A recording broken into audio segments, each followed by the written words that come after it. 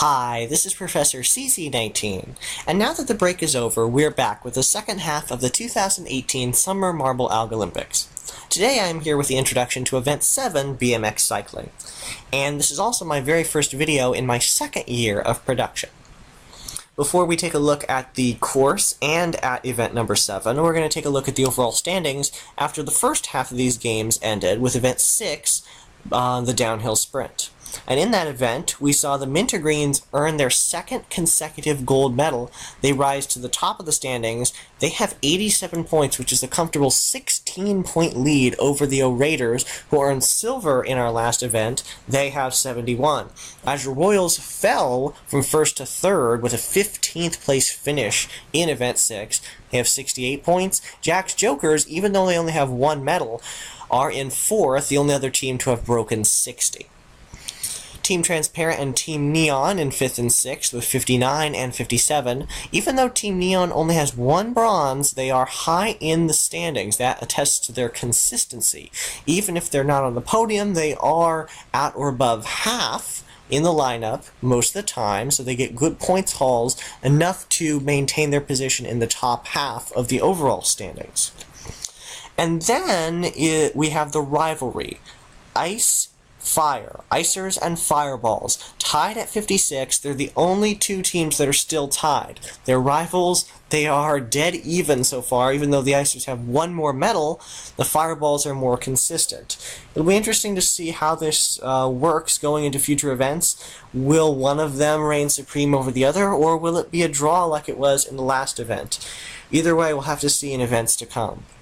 And then we have Black Knights, who fell one spot to 9th. They have 52 points. Like I said before, the only other team to have broken 50. Then we go to the Grayscales, Crimson Crusaders, who won bronze in event number 6. They have 43. Team Moonglow, they finished last in our last event. They have an even 40. Yellowfellas are the lowest team that has any medals so far.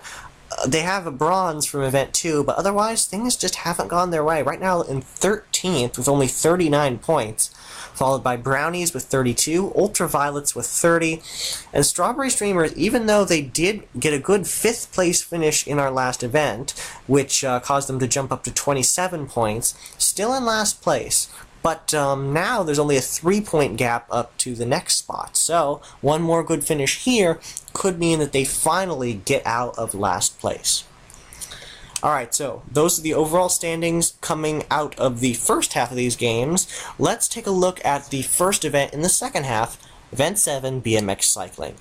And this is one of the events that I'm really looking forward to, because it's one of the very first courses I built on Algodoo back in 2017 when I first got the program. Zooming in here, you can see there's all these, well, really these are Algodoo bicycles. And they're color coordinated, one bike for each team.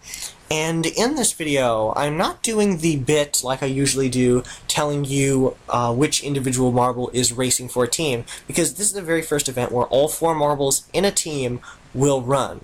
So you can see what looks like a bike. There's a connecting bar, and it only looks like 2 wheels, but really there is there are 2 marbles on each axle. So all 4 members of the team will race and will participate here, are trying to input to a good finish. Take a look at the Icer's bicycle here. You can only see what looks like 2 marbles, but really there's 2 here and 2 here. So combined effort, hopefully these teams will get some good finishes.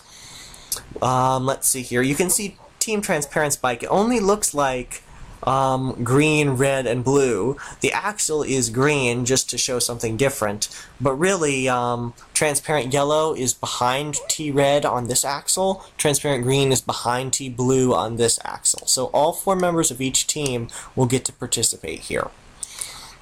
And on this course, they are all set to race and move towards the right. So once they're released out of the gate, they will keep trying to go to the right.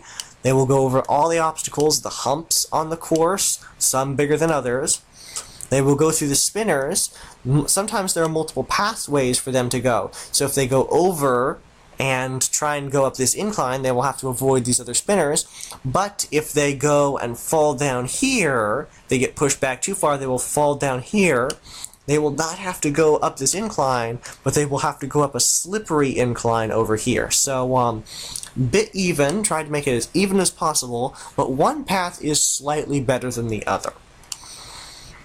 So the ones that make it over the top here will go down this ramp and will go onto this next spinner section. They are going to try and hop on, hop over. Some of them may fall down to the bottom stretch. Like I said before, it's slippery, so they might slide back a little bit. That's what makes it a little bit more difficult. Anyway, once they're over this section, they will go into this stretch. A large spinner will push them somewhere down this plinko, reminiscent of event number 1, this plinko cage. They'll either land down here and go over these steep and somewhere not so steep inclines, and this very slow spinner down below. Or else if they land right here, which is the best path, they will go on this less steep incline, but much faster spinner, so they get to move on faster.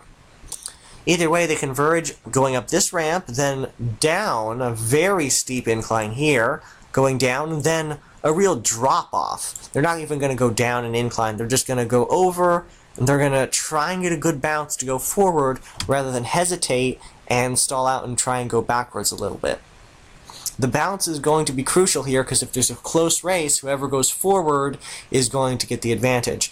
These blue pads will push them even more forward, like, these are actually velocity pads, so they will push them forward. If they're fast enough, they will jump over here, go straight down. If they're too slow, they will fall in the middle and have to go down this zigzag path. Once again, the two paths converge right here. They will go up this block and be pushed by this spinner down this very bumpy incline in the final stretch. That spinner up top is pretty critical. If they get a good push, they will go flying down. They will make up a lot of ground on the others, and they will finally reach this final uphill section, go over the last hump. And as you can see here, these spinners lead to the finish line. They will try and bounce over. Some of them will try and push them back. Once they get to the ground, they will go over this final hump, and there's the finish line. Now, just like in Event 3, none of the cycling bikes will be able to collide with each other. So I have to use the scoring, well, not scoring system, but ranking system at the end like I did in golf. So I press a key on my keyboard, one of these other marbles falls into this stretch, and it will correspond with which team finishes where. So if Team Transparent finishes first, I press T. If the Ultraviolets finish next, I press V, and so on. They will line up down here. I will be able to see where each team has finished. Hopefully we will not have any DNFs, did not finishes. That's what DNF stands for. Hopefully all the marble teams will finish this race. Better points for whoever finishes higher in the rankings. And remember, avoid that bottom spot. 16th place is 0 points. It's a little refresher coming into the second half.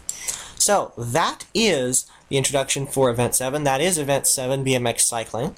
If you want to see who reigns supreme in this event, check out the video for it. It should be coming out a little later. If you want to see the rest of the Algolympics, please subscribe. And as always, thanks for watching.